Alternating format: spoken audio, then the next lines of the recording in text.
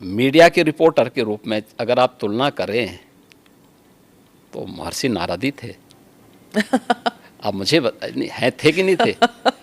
Narad ji reporter, चलिए सबसे बड़े रिपोर्टर तो ये थे कि वो हर लोक की सूचना इस लोक में इस लोक की सूचना दूसरे लोगों तक पहुंचा देते थे। वो क्या थे? वो एक सन्यासी तो थे। और मैं एक बात बताऊं कि सन्यासी ने किस कालखंड में अलग अलग क्षेत्रों में प्रवेश करके कार्य नहीं किया हो। मैंने तो पत्रकारिता का उदाहरण आपके सामने दे दिया है, और भी उदाहरण हैं, बहुत सारे ऐसे उदाहरण हैं। तो अब इसको आप कैसे कह सकते हैं, कैसे कह सकते हैं कि नहीं हुए? धर्म के बारे में आप कह रहे थे कि it's a way of life, सिर्फ पूजा पाठ के साथ ना जोड़ा जाए, उसे अलग भी देखना चाहिए। एक बार आपने कहा था, लेकिन आपके साथ जैसे आपकी जो वेशभूषा है, इसलिए क्या लोगों ने आपको ये नहीं कहा कि अब आप सन्यासी की वेशभूषा जो है वो अलग कर दीजिए, अब आप राजनीति में जा रहे हैं, संसद में जा रहे हैं? हमारे यहाँ कोई ड्रेस कोड पॉलिटिक्स में नहीं है। ड्रेस कोड इसमें नहीं होता था ना, सफेद पोशाक पहने हुए तो, तो गांधी टोपी पहन लिया तो ठीक है, पहने, उसके अनुरूप आचरण भी करे ना। देखिए, यह वेशभूषा हमारी इसलिए है, लोगों की दृष्टि में हमेशा बने रहें और लोग हमारे विचलन पे उंगली भी उठा सकें और विपरीत परिस्थितियों में साथ में खड़े भी हो सकें। और इसीलिए इस प्रकार की वेशभूषा को एक चैलेंज के रूप में स्वीकार किया जाता है हमेशा। कैसे? एक दृष्टि भी देती है और साथ साथ व्यक्ति को पतन के गर्त से बचाने के लिए भी उसे हमेशा सचेत भी करती है।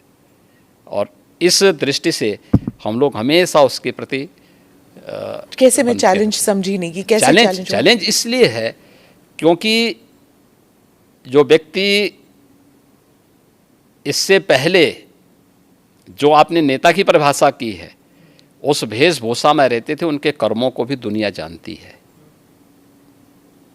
दुनिया ने उस सब कुछ देखा है, अपनी आंखों से देखा है। और हमारे सामने भी चैलेंज है कि हमें अपने आप को परफॉर्म करके साबित करना है, जिससे हमारी पार्टी को, हमारे नेतृत्व को और हमारे इस बाना को भी कटघरे में न खड़ा होना पड़े। पर जब आप भगवा वस्त्र धारण करके आप संसद में जाते हैं और उसके बाद आप चीफ मिनिस्टर बनते हैं, तो एक ग्रुप है जो समझता है कि ये बहुत ही राइट विंग है, ये बहुत ही हिंदुत्ववादी हैं और हर चीज़ को भगवा कर दिया, तो फिर मतलब it's only for Hindus, he is a chief minister only for Hindus. ये इंटरनेशनली भी लिखा जाता है, अखबारों में ऑपेड एडिट्स आते हैं कि ये बहुत ही एक्सट्रीम राइट विंग है, एक्सट्रीम हिंदुत्ववादी हैं। उनके कपड़ों से ही पता लग रहा है कि हर चीज़ भगवा है। देखिए, मैं पिछले 6.25 वर्ष से अधिक समय से उत्तर प्रदेश का मुख्यमंत्री हूँ जी। हमारी पार्टी और हमारे नेतृत्व ने मुझे 2017 में, मार्च 2017 में दायित्व दिया था। और 2017 से उत्तर प्रदेश में कोई दंगा तो नहीं हुआ। मुझे एक बात बताइए, दंगा होता था तो केवल हिंदू मरता था क्या? केवल हिंदू की संपत्ति चलती थी? अगर दंगा होता था, अगर हिंदू मरता था तो मुस्लिम भी मरते थे। हिंदू व्यापारी की संपत्ति जलती थी तो उसके सटे हुए मुस्लिम व्यापारी की संपत्ति भी जलती थी। अगर गुंडे किसी हिंदू बेटी के लिए खतरा थे तो मुस्लिम बेटी के लिए भी उतना ही खतरा थे। कर्फ्यू लगता था और व्यापार प्रभावित होता था तो व्यापार तो पूरे बाजार का और पूरे मार्केट प्रभावित होती थी ना, एक व्यक्ति नहीं प्रभावित होता था। परसेप्शन खराब हुआ था तो यूपी का खराब हुआ था ना। पहचान का संकट यूपी के हर नागरिक के सामने आया था ना, केवल हिंदुओं के सामने नहीं आया था। इसलिए यह एक वह स्थिति है। 6 वर्ष में दंगा नहीं हुआ। आज आप देख रहे हैं यूपी में ना, 6 वर्ष में कोई दंगा नहीं हुआ, 6 वर्ष में कोई कर्फ्यू नहीं लगा, 6 वर्ष में सारे पर्व और त्यौहार शांतिपूर्ण तरीके से संपन्न हुए।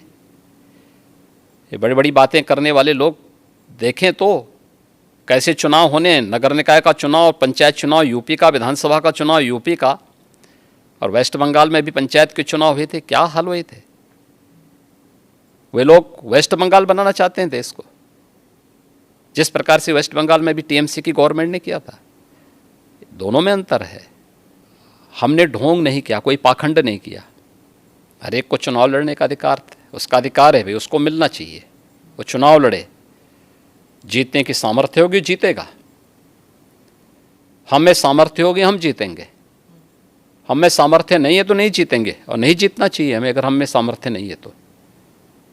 लेकिन अगर कोई व्यक्ति विरोधी ही क्यों ना हो, अगर उसमें सामर्थ्य है, योग्यता है, उसको जीतना चाहिए। ये उसका लोकतांत्रिक अधिकार है। कैसे हम उससे उसे वंचित कर सकते हैं?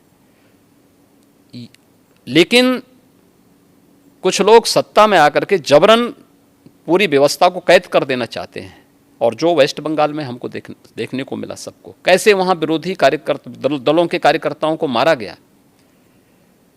ये चीज़ें आंखों को खोलने वाली हैं। इस पे तो कोई बोलता नहीं, इस पे कोई टिप्पणी नहीं करता है, सब मौन है। 1990 में कश्मीर में जो कुछ हुआ उस सब पे सब लोग मौन थे। आखिर ये दोहरा दृष्टिकोण क्यों? और इसीलिए पब्लिक विश्वास नहीं करते इन लोगों में। योगी जी के डर से यहाँ पर मेरा कौन डर है?